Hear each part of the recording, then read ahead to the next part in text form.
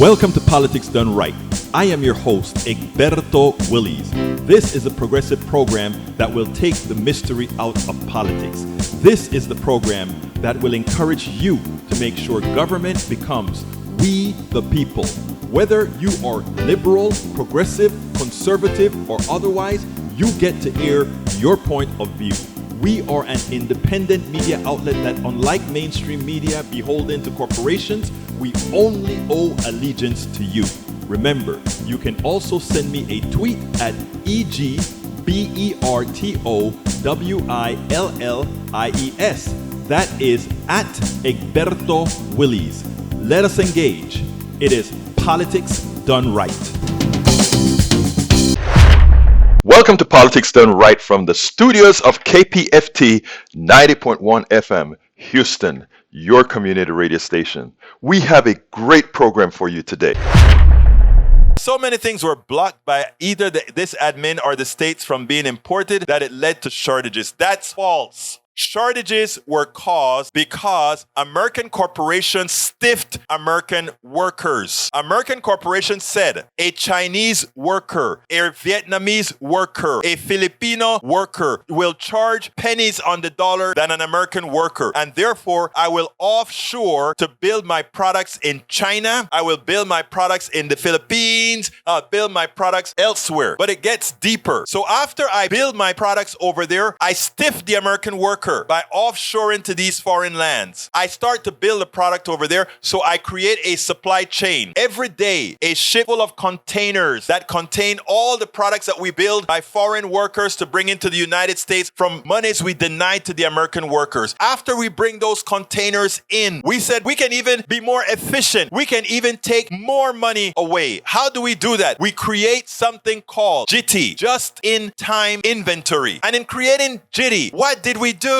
We said, we are not going to keep inventory because inventory standing there not sold cost us money. So as that ship is in the middle of the ocean, we're using that small inventory to sell in Walmart, in Sears, and all these places. And when those products are starting to run out, that new ship that is in the middle of the Atlantic or the Pacific finally makes it to Long Beach, California. Finally make it to Galveston, Texas, or Houston, Texas. Finally make it to New Orleans. Finally makes it to New York. And as those trucks go to the docks to move all those products to the locations where there's really no inventory. That works great if you don't have wars. It works great if you don't have pandemics. It works great if you don't have storms. But guess what? The same corporations that want that sort of a process, just-in-time inventory to work, are the same corporations that don't want to invest into stopping pandemics, don't want to invest into stopping wars. How do you stop wars? Make sure that the countries that would have been warring against each other are funded. How do you stop storms? Make sure that we have green technology to start mitigating the creation of massive storms. So the same companies that want just-in-time inventory don't do anything to mitigate pandemics, wars, or storms, or terrorism. And then when one or many of those things occur, it creates a supply chain problem. Who is at fault for the supply chain problem? The private sector. The people who created just-in-time inventory, offshoring, and the refusal to pay taxes to mitigate pandemics, wars, and climate change. It is so simple. And then they create lies.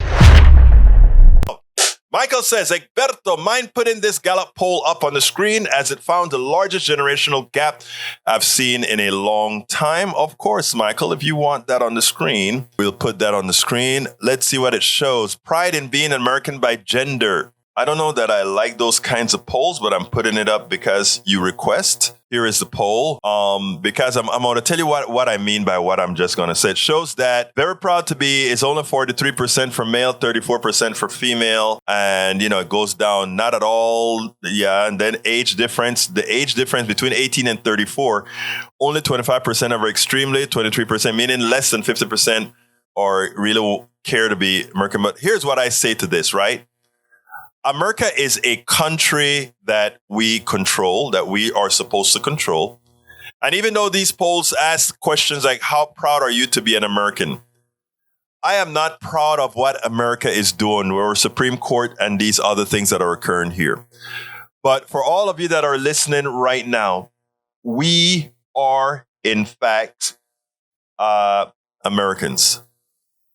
And it is our responsibility as Americans to take control of our America and make sure that America represents all the things many like to claim about America that is yet to be realized. Unless you're planning on moving to some other utopia, we are, in fact, Americans. We are, in fact, still somewhat of a democracy. We can become a full democracy if we decide to engage, if we decide to follow the tenets of something that I've been writing on my websites for eons. Political engagement should be a requirement for citizenship. So I hope with that, Brother Rudnin, that we look at it in that regard. Martha Raddatz always seemed to appease those who have that sort of a conservative lean, the one that sort of affect people but nobody wants to talk about. Well, watch how Bernie Sanders interrupts her to set the record straight, not to use the fallacies that are out there about, oh, Joe Manchin just went ahead and brought it to a halt. This was orchestrated. And what I love that Bernie Sanders did, Senator Bernie Sanders, is he made it very clear, very early. This was no stunt. This has been going along all the while. And those on the progressive sides have been trying to point this out for some time. Check this out. We'll take it on the other side. Senator, I want to turn to Congress and the agenda there. Senator Joe Manchin, of course, abruptly pulled the plug this week on the Democrats' No, Martha, he didn't abruptly. Martha, he abruptly on Friday. He didn't abruptly do anything. He was negotiating sabotaged for a while. The president's agenda. No. Look, if you check the record 6 months ago, I made it clear that you have people like Manchin, Sinema to a lesser degree, who are intentionally sabotaging the president's agenda, what the American people want, what a majority of us in the Democratic caucus want. Nothing new about this. And the problem was that we continue to talk to Manchin like he was serious. He was not. This is a guy who is a major recipient of fossil fuel money, a guy who has received campaign contributions from 25 Republican billionaires. Do you think this guy is serious? Senator, you say he wasn't serious, but Manchin says his main goal is to do what's good for West Virginia, and he's worried about inflation. Listen to what he told the West Virginia radio station. Listen to this, please. Inflation is absolutely killing many, many people. They can't buy gasoline. They have a hard time buying groceries. Everything they buy and consume for their daily lives is a hardship to them. Your reaction to that, Senator? Look, the same nonsense that Manchin has been talking about for a year. West Virginia is a beautiful state, and I've had the pleasure of being there. Great people. It is one of the poorest states in this country. You ask the people of West Virginia whether they want to expand Medicare to cover dental, hearing, and eyeglasses. You ask the people of West Virginia whether we should demand that the wealthiest people in large corporations start paying their fair share of taxes. Ask the people of West Virginia whether or not all people should have health care as a human right like in every other country on earth. That's what they will say. In my humble opinion, Manchin represents the very wealthiest people in this country, not working families in West Virginia or America. He has that absolutely right. Manchin cares about nobody but himself. Manchin cares about nobody but maximizing profits for himself as a pawn of the plutocracy, as a pawn to the oligarchy, as a pawn to the oil companies, as a pawn to all these guys. So anybody trying to be serious about Manchin like he cares about inflation, if he cared about inflation and how it is affecting the citizens of specifically West Virginia, he would pass the policies inside a bill of what was Build Back Better. He would give them family care. He would give them health care. He would give them clean up the environment that's killing his own people as they destroy those mountains and throw the coal down the valleys and throw the arsenic down. All those things affect West Virginians more so than any other state. So he is screwing his own. I tell you what I would wish, what I hope. I hope that the Democrats go ahead and put a barrage, because people say, well, they keep electing the same guy. because nobody is telling them the truth. Go out there and show them, not just talk to them, show them the pollution at the side of the hills, show them the pollutions in the creek, show them that they could get dental care if their senator would support it. Show them that they could get better health care. They are the poorest people in this country. Show them what real Democrats, what real progressive Democrats will be there to provide for them, to allow them to have access to success, access to work, access to all the things that would make their lives better. Manchin is no Democrat. Manchin is no Republican. Manchin is Manchin for Manchin.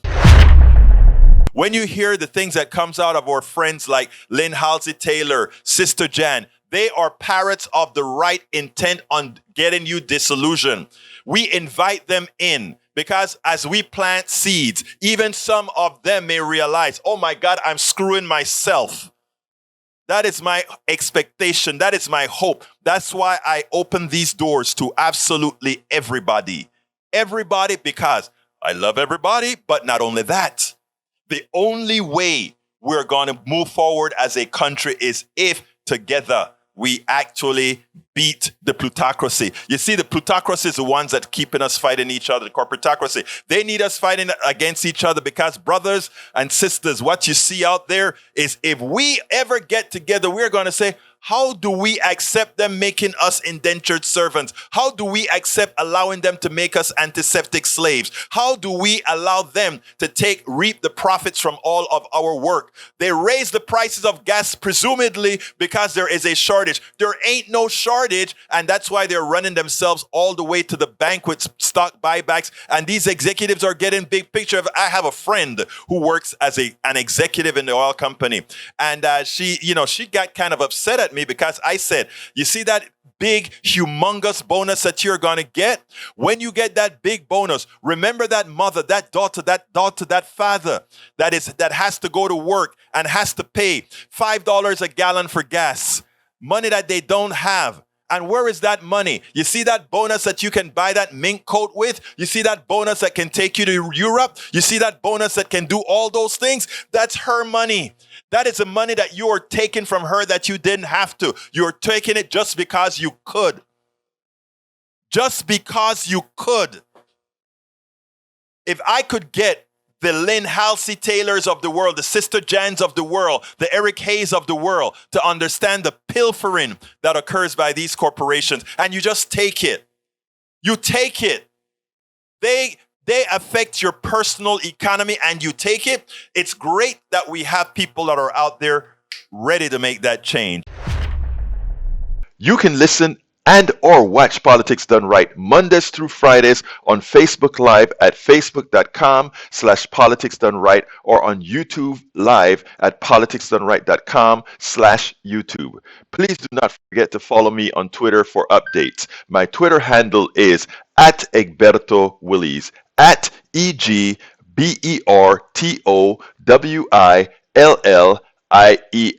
But don't you forget, listen to us live on air at KPFT 90.1 FM on Thursdays at noon and at Fridays at 11 a.m. all Central Time. Please get one of my several books out there. As I see it, Class Warfare, the only resort to right-wing doom, for a contribution of $120. It's worth it. How to talk to your right-wing relatives, friends, and neighbors for a contribution of $120. How to make America utopia, take away the economy from those who rigged it, for a pledge of $120. Get any two of those books for $200, any three of those books for $250. The contributions for my books go directly to support our station, KPFT 90.1 FM.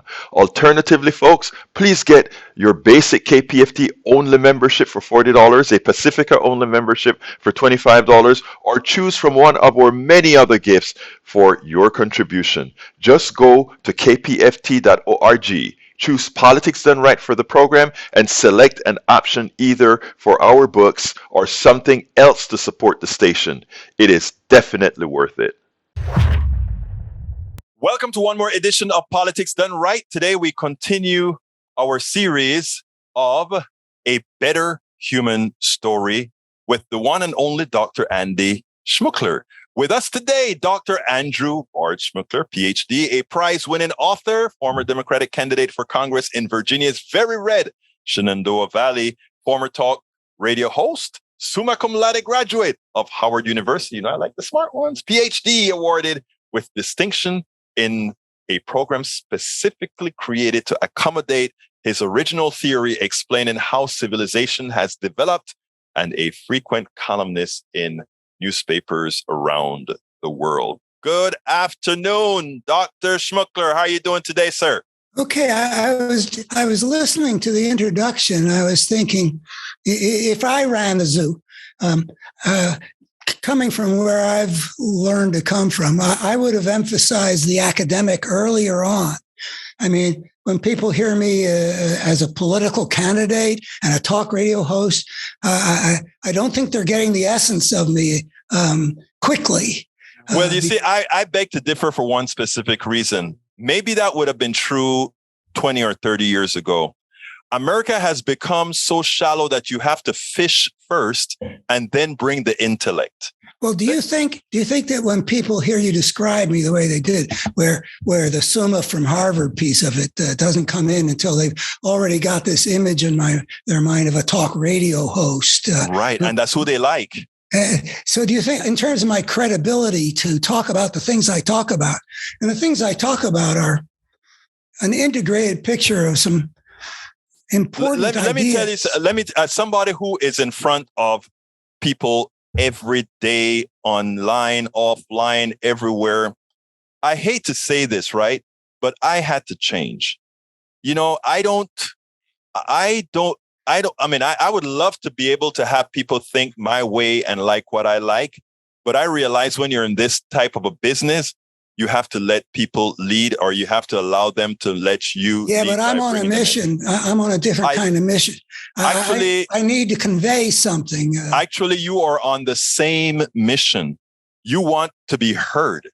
You want people to listen to you, absorb what you have, and know that what you have is of value. Yeah, but let me put it this way. What I want is to have people incorporate certain important ideas into their way of seeing the world. I can disappear. In fact, because I'm 76, I realize, I'm going to disappear. Well, let me ask you something, doctor. Yeah. The only way that can happen is what? If people listen. Thank you. That's my point. But so maybe I'm going to ask you, do you think that the people that you're talking about, that you composed that, talk radio host before academic honors thing, do you think that they're going to think in a way that could incorporate that better human story? Are they going to do the work that it takes to see things whole that I'm trying to convey? Put it this way, if that's not the case, I'm in the wrong business and you're in the wrong business. And you think let me, and this is important because what you're saying is very important. What you just said. So a lot of people tell me, why are you spinning your wheels? Why do you talk to those people? In other words, let me. I don't know who those people are. That's what I'm about. That's what I'm about to explain. Okay. You're an intellect. You're a Harvard graduate. You're a summa cum laude. You have all this high level of thinking. That's a fact. The thing about it's sort of the essence of what I've had. But doctor, let me tell you something about where America has gone since the Powell Manifesto and all these other things. We have taught America not to think too deeply. We've taught America to be superficial. Yeah. Now so how it sounds like I'm the wrong guy. No, you're the right guy. And let me explain. You're the right guy brought in by me. Let me explain what I mean by that. But if they don't want to think, I'm working real hard to lay out something to think. Let's move from the elite now to the masses. And let me explain what I mean by that. One of my contention is a lot of us on the progressive side. We want to reach an audience that is ready and willing to accept what we have to offer. I believe it takes more work to create that audience so that they will be willing to accept our work. This wasn't what I was expecting you to talk about, but there's some good things here. So let me go for them. First of all, I'm a mixture of, I feel like I really see some stuff that's true and important. And I don't pretend to understand, like how to reach the audience in the way that I want to. I'm ready to learn about that. One of the things that I have wondered as I put this, the first big piece of this vision out into the world in 1984, got a full page review in the New York Times. I have come to suspect that one of the aspects of the consciousness of our times is that there is no appetite for a perspective that, on the whole, that brings some important things into focus. When I was growing up, let's say the 1950s and 60s, developing my mind and my family with my schooling and stuff like that, there were two thinkers who had a huge impact on the general way of people thought about the world. One was Sigmund Freud, and one was Karl Marx. And a lot of people perceived some important part of the world through one of those perspectives or the other. I myself never had a great deal of appreciation for Marx, but I delved very deeply into Freud. He was the closest to an intellectual mentor other than my dad that I had in my life. And eventually I started quarreling with him. And, I have a different perspective on it. But anyway, there were those two big schools. Those thoughts were out there in the world influencing how people saw, the class struggle, if they were Marx, or how they saw, Woody Allen movies. I love Woody Allen movies. I mean, he's saturated with a Freudian, Anyway, both of those guys have lost a lot of their standing, a lot for good reasons. I mean, I've criticized both of them in my writings, and some of it's at length. But not only are they not what they used to be, but also nothing has taken their place. It's like there's no market out there for the big picture. Whether you buy the big picture according to Marx or Freud, both of them built these huge structures that illuminated some important things and deservedly shaped the consciousness of their times. We got nothing like that now.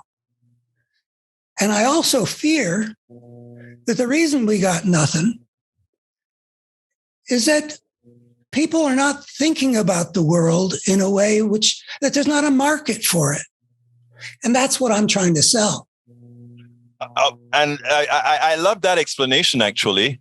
And what I have to say, first of all, when you talk about the Earth having Sigmund Freud or Karl Marx as a not polar opposite, but two different alternative visions, some aspect of the human world. Right. Those are the two aspects that you grew up with. I imagine if you grew up somewhere else that has no context with America or the Western world. In the intellectual world, these two guys were dominant in Western civilization generally. In Western civilization, exactly. But again, their Western civilization is not the sole civilization. And one of the things that you get from that is that, people have, I think where you say that there isn't a prevailing thought right now, I think what it is that people have said there are many others. Now, I was intrigued by your A Better Human Story. I was intrigued in the things that you have to say, but I think we have to come to the realization on two things, first of all. One, capturing people by experience, right? And capturing them by experience. In other words, you have to create that symbiotic relationship with that. When I say person, I'm not talking individual person. I'm talking about with society proper. And also you have to be humbled to have folks listen now. I mean, at first we had a master who said, and I'm not talking about slave master kind of thing. I'm talking about when you talk about these two men were thinkers, right? Yeah. In society today, that's not the thought process. The thought process is, but it's my thought process. Exactly. But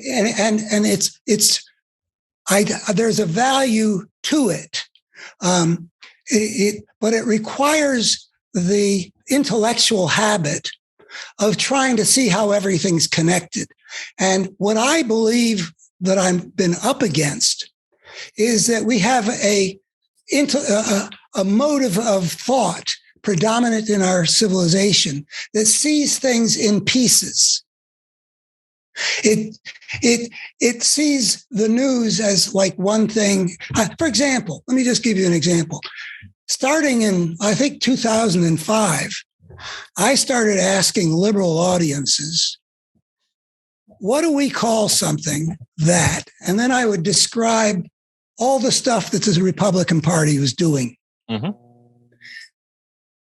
Things like exacerbating hostilities between the races, shifting wealth from the people who have the least to the people who already have the most, blocking necessary action on climate change, and on and on and on.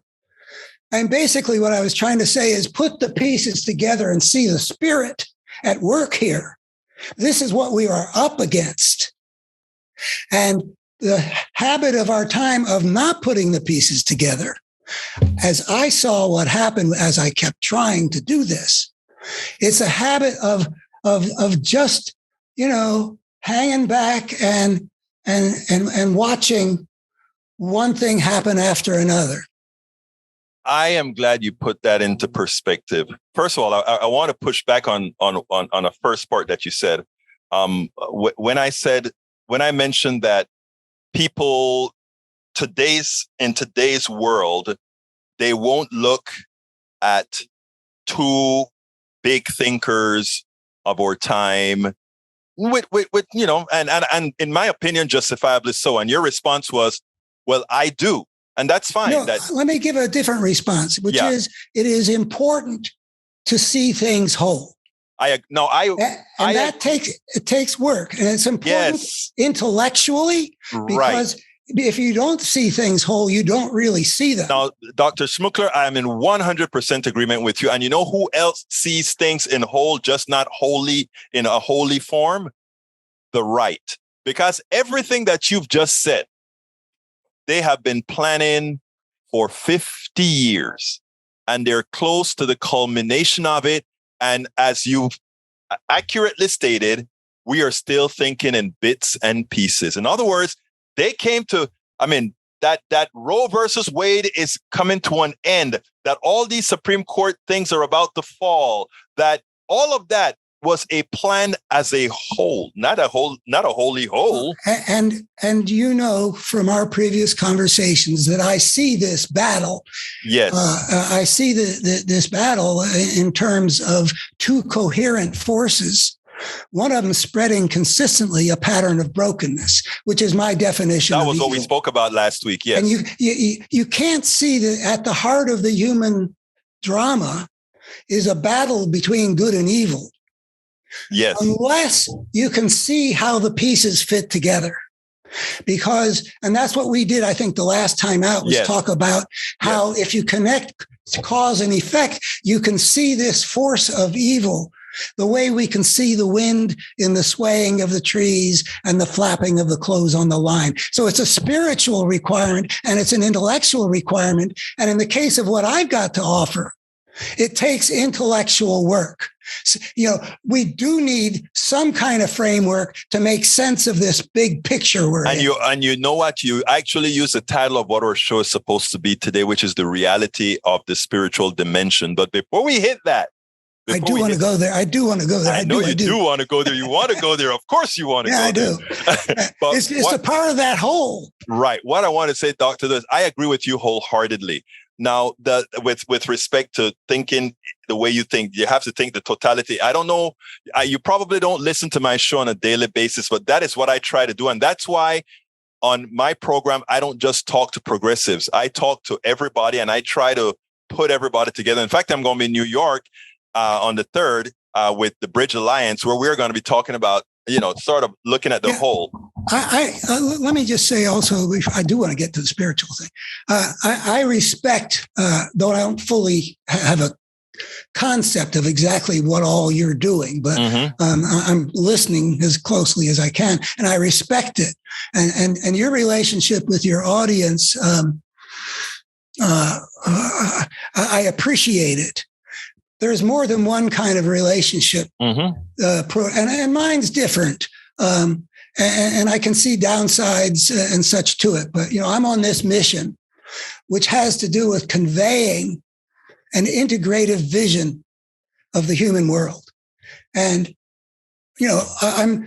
that's different from what you're doing in relating to people and bringing them together into things that you share with them and show to them.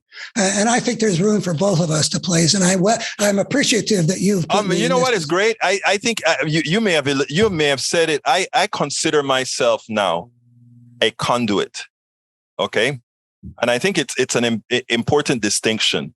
I don't want to claim to know what everybody knows, but I want the opportunity to learn from others and transmit that conduit and transmit that in a fashion that they will absorb it. And you're an honest broker. Exactly.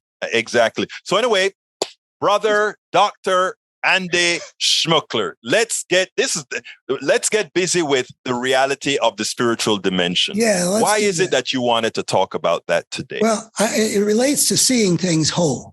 Intellectually seeing things whole for me. I took my comprehensives in a dozen fields, or at least I told my commit. It's interdisciplinary. I've been interdisciplinary since I was in my teens.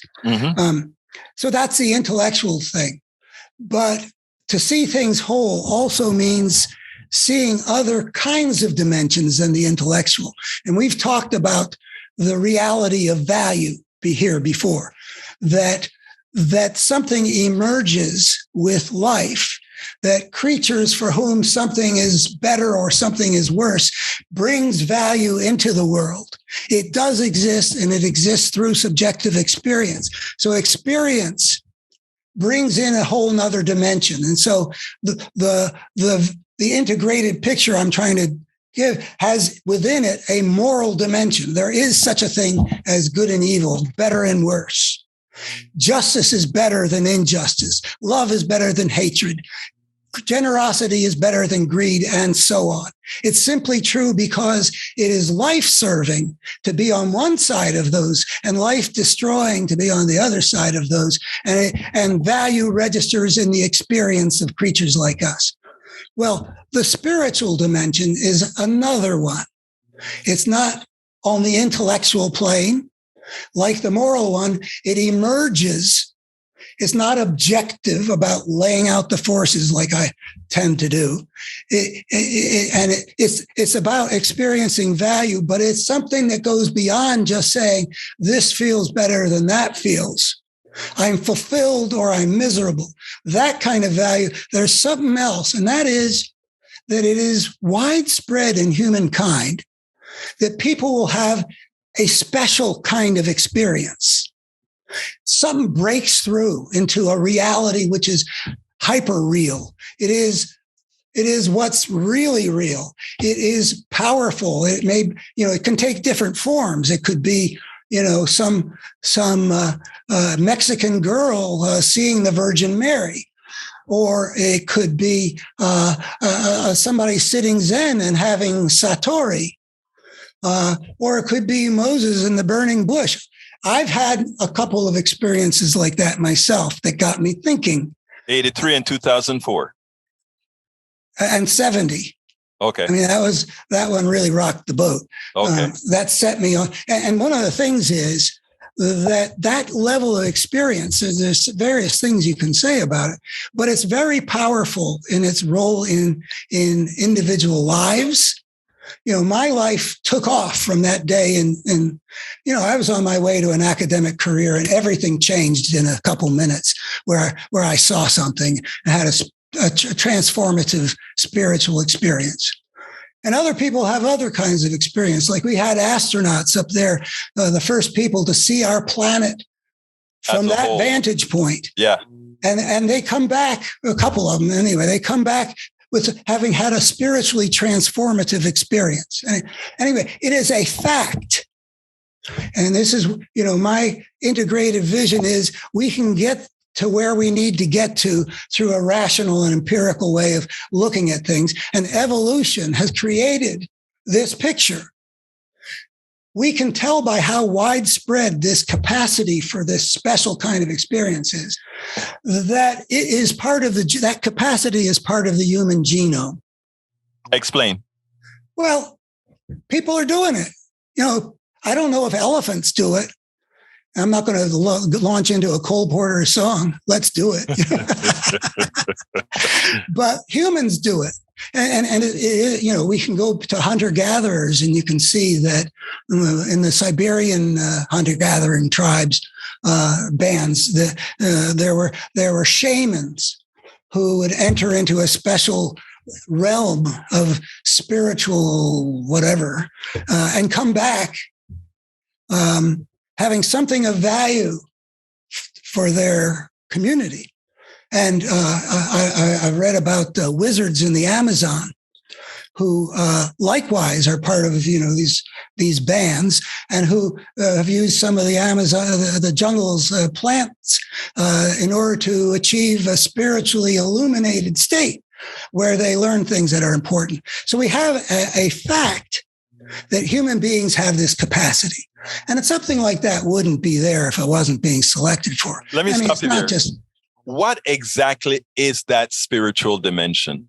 Well, given that it's not physical, what is it? It's a level of, I'm talking about right now as a level of experience.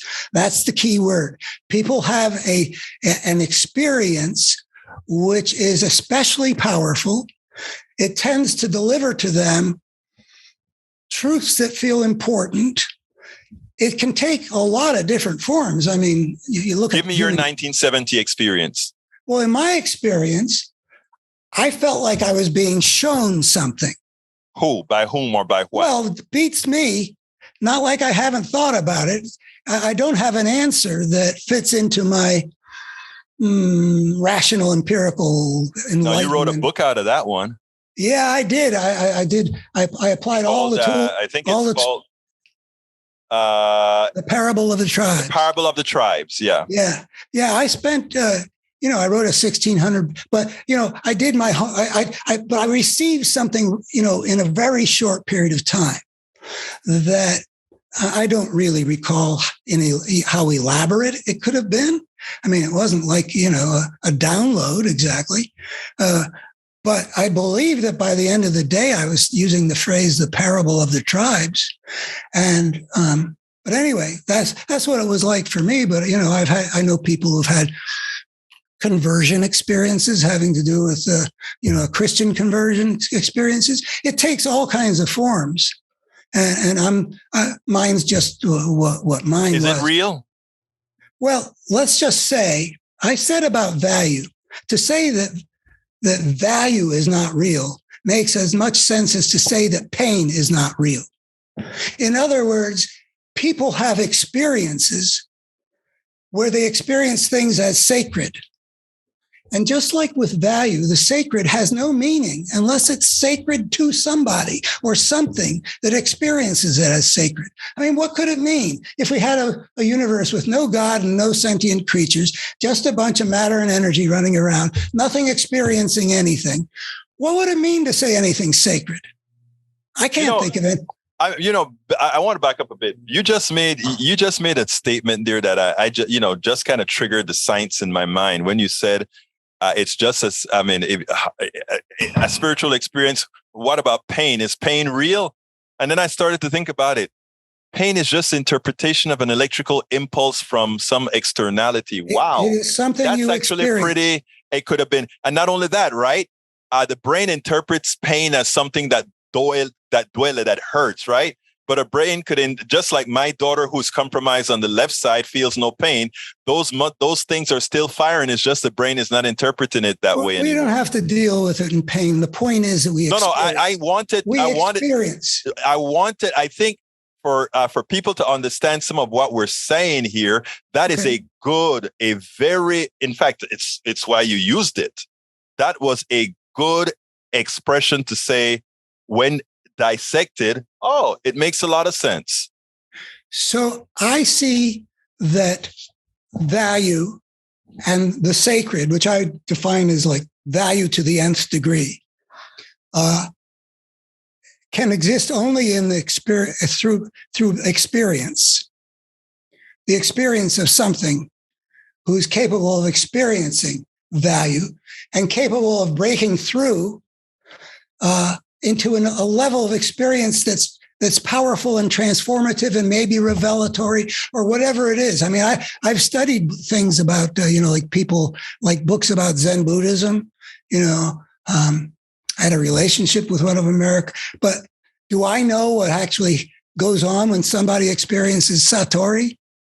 No, but I can tell that it's something. And I read about mystics who have these experiences of oneness with the universe. I mean, you can read, it's sort of a universal or a semi-universal, that mystical experience of oneness. It takes a lot of forms, but it always involves breaking through to a deeper level of reality, to which the word spiritual seems reasonable to attach. Yeah. When, there are a lot of people who just wouldn't understand the concept of spiritualism in this particular argument. Tell me a little bit about, you told us about 1970, where you went ahead and out of that wrote your book, The Parable of the Tribes. What in that book most explains what you actually, what was revealed to you? Well, let me just say that at the moment, I estimate that book to articulate like 1/6 or so of what I've put together in the whole thing.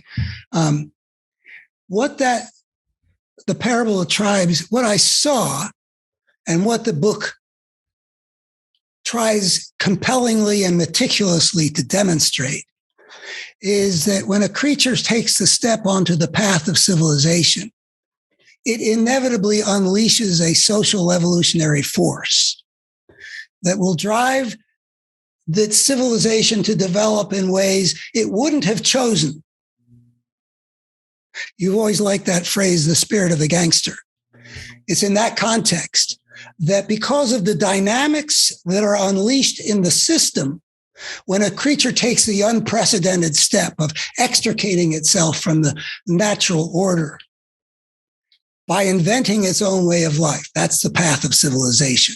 That's how I define civilization. I think it works, basically.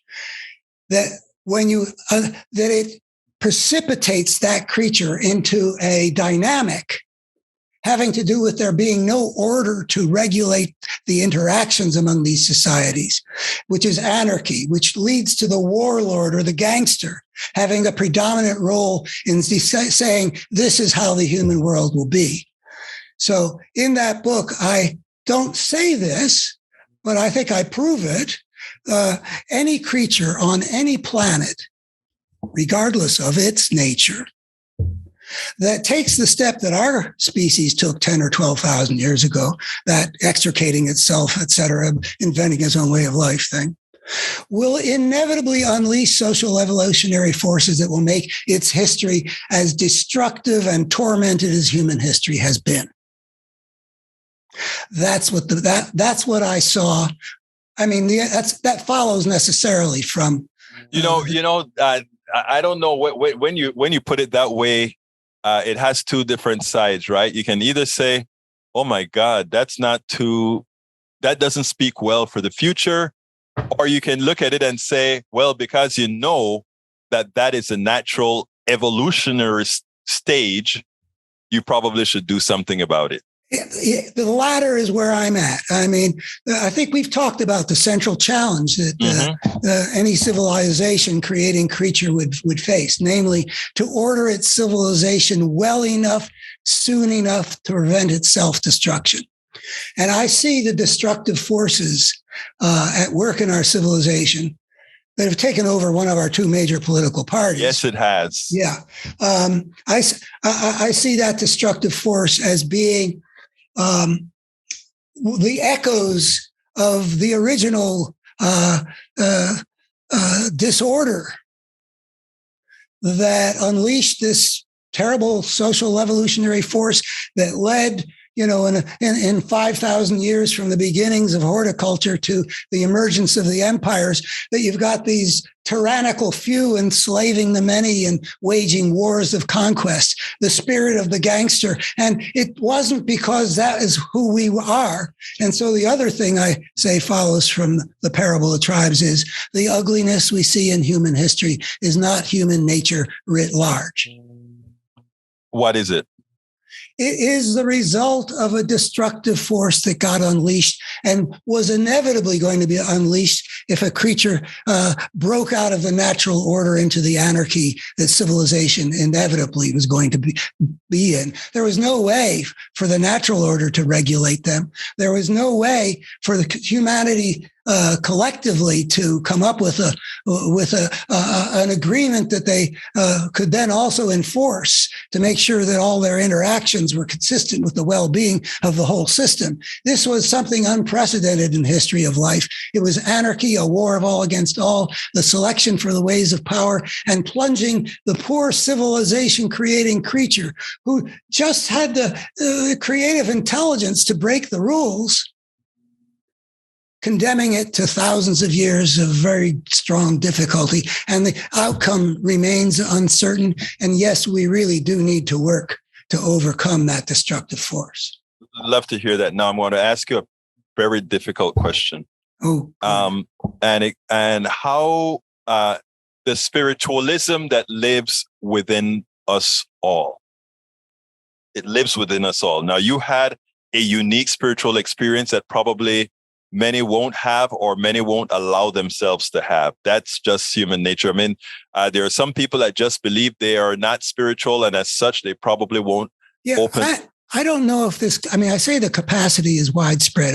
I say my impression from things I've heard is like 1/3 of the people get to that level one way or another. But I've had other people suggest, no, they think everybody has that innate capacity. That's where I stand is, again, I am a science-based person that doesn't think there are a lot of things that influence the material body externally per se. I think we're a certain way, which I think gives us all similar behaviors. But we do have things like 1/9 of the people are left-handed. Exactly. And some people are musical and some people are not. Right. So maybe it's something that gets shuffled and dealt out. Not everybody. It may be somehow in the end, but I said, I don't know. I don't pretend. We don't. None of us do. None of us do. But the preponderance is that we all have these capacities, even if it needs to be triggered or otherwise. Now, my real question to you is as follows: given the given that we most have these spiritual. The ability to have these spiritual forms, if you will, or modals. How do we use that to make a better human story? To make things better? How do we not allow what has occurred thus far to occur? Well, the answer to that is manifold. There's strengthening the powers of the good. How? And we've talked about some of the ways in which the side in America right now that has had the duty fall to it to represent the good, because the other side is in the possession of evil. So every fight is basically along that axis. So we've talked about the problems in the culture of liberal America. And what we're talking about today, about not seeing things whole, I regard as part of that. It's not just that, what the Nazis did in Auschwitz isn't what I would have done, but it seemed right to them, so it was right to them. There's that. But there's also not seeing things whole, because the spiritual power of seeing things whole, whether, people come back from a mystical experience or an acid experience or whatever, and they've got this sense that everything is one or something like that. It's very powerful. So if people can, what I've been trying to do is to show, for example, in this particular urgent battle in America, where democracy versus fascism is the form that good versus evil is taking at the moment. That's for the next time, though. Yeah. But I believe that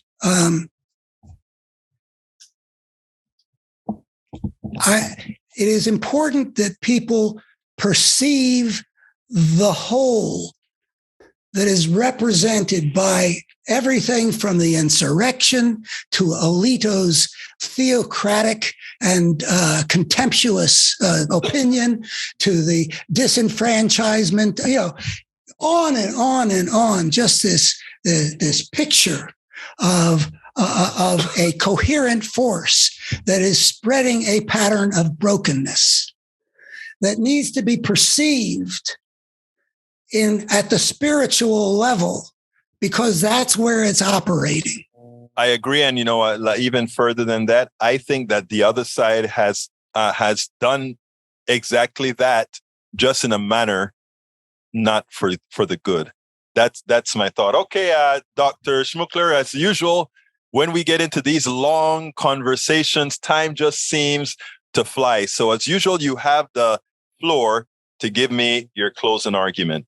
Not a closing argument. You know what Well, I, in terms of the structure of things, let me present the 3 E's.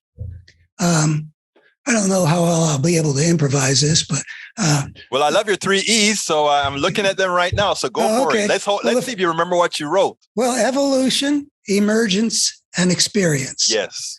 And what I'm saying is that we can admit the moral dimension, getting into the world through the evolutionary dimension. We can be grounded in the truth about what's going on in the forces in this world. Or experience. Well, no, I'm thinking about objectively. Okay. We know how evolution works. It selects for what helps a creature put its DNA into the future. It means it's continually choosing life over death. And it means it will inscribe in the nature of the creature that it will register things in a way that motivate it to do what will help preserve its life. And its strategy is to build in what was life-serving in the ancestral past. Take that structure, which is where we come from, and we can go into the other dimensions. Bless you. Yeah, there's an emergence of value in creatures that experience some things better and some things worse. I don't know when that started. We've got it. My cats have got it. Whether planaria have got it or not, I don't know. But someplace there's a line anyway. It emerges into the world. First, life emerges out of the dead, and then that which can value things emerges out of things that might as well be, doesn't matter. And then the spiritual dimension emerges, and that means that it was life-serving to have that capacity. And indeed, if you look at the things that people come back with, they tend more often than not to push toward wholeness and not brokenness. Love thy neighbor as thyself. Do not bear false witness against thy neighbor. Let anger by non-anger be overcome. Let us take better care of this planet. And in my case, let us understand what we're up against so that we can bring human civilization into a soft landing where life in us and around us can thrive instead of our destroying ourselves. Dr. Andy Schmookler, thank you so kindly once again for continuing your series, A Better Human Story on Politics Done Right. Thank you so kindly. Please get one of my several books out there. As I see it, Class Warfare, the only resort to right-wing doom, for a contribution of $120. It's worth it. How to talk to your right-wing relatives, friends, and neighbors for a contribution of $120. How to make America utopia, take away the economy from those who rigged it, for a pledge of $120. Get any 2 of those books for $200, any 3 of those books for $250. The contributions from my books go directly to support our station, KPFT 90.1 FM. Alternatively, folks, please get your basic KPFT only membership for $40, a Pacifica only membership for $25, or choose from one of our many other gifts for your contribution. Just go to kpft.org. Choose Politics Done Right for the program and select an option either for our books or something else to support the station. It is definitely worth it. You can listen and or watch Politics Done Right Mondays through Fridays on Facebook Live at facebook.com/politicsdoneright or on YouTube Live at politicsdoneright.com/YouTube. Please do not forget to follow me on Twitter for updates. My Twitter handle is @Egberto Willies, @EGBERTOWILLIES. But don't you forget, listen to us live on air at KPFT 90.1 FM on Thursdays at noon and at Fridays at 11 a.m. all Central Time. Please remember to keep your community radio station in your minds. Keep KPFT on your mind. Talk about it. Tell your friends about it. Tell them you know about this station in town, 90.1 FM Houston, that needs your support. That is there to provide that nourishment that we need. KPFT 90.1 FM Houston. Well, folks, that's it for today. You know how I'm going to end this baby. My name is Egberto Willies. This is Politics Done Right. And you know how I end this baby. I am what? Out!